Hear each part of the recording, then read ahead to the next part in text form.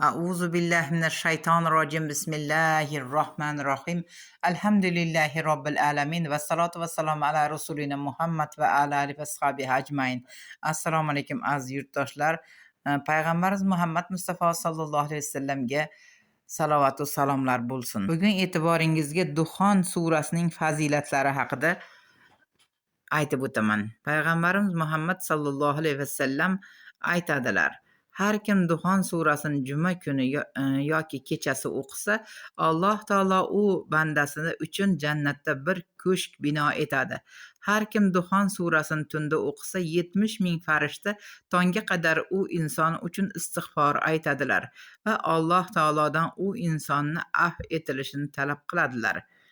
Bir inson Yosin va Duxon suralarini juma kechasi boshidan oxiriga qadar o'qisa va bu o'qigan suralarning fazilatiga ixlos qilsa, Alloh uni avvalgi barcha gunohlarini afv etadi. A'udhu billahi minash shaytonir rojim. Bismillahir rohmanir rohim.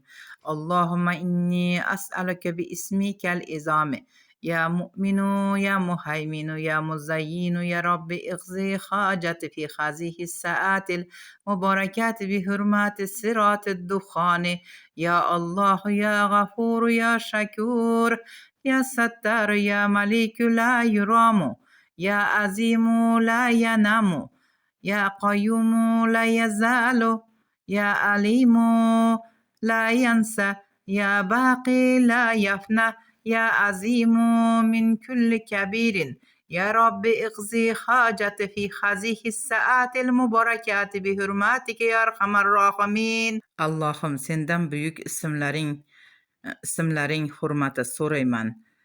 Ey tinchlik beruvchi, baraka yog'diruvchi, ziynat ato etuvchi Robbim, Duxon surasining hurmati shu ondayoq hojatimni ravon qil.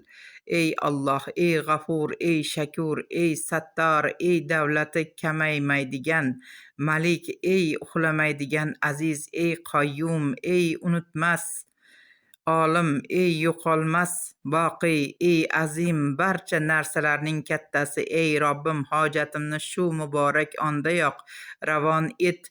Ey mehribonlarning mehriboni, har bir niyat bilan har bir oyatlarni, har bir Qur'on suralarini har bir Qur'on oyatlarini o'qir ekansiz, boshida albatta 100 marotaba salovat, oxirida va boshida 100 marta salovat, 100 marta zikr bilan boshlang. Shunda sizning duolaringiz ijobati amalga oshadi inshaalloh taolo. Sizga boylik kerak bo'lsa, shu duoni o'qib so'rang. Sizga tinchlik, yaxshilik kerak bo'lsa, shu duoni o'qib so'rang. Nimaiki niyat qilib so'rasangiz, Alloh barchasiga yetkazadi. Yurtimizga tinchlik, xotirjamlik, yaxshilik, qut-barakotlar, har bir insonlarni uylariga qut-barakot, yaxshiliklar ato etsin Allohim. E'tiboringiz uchun rahmat.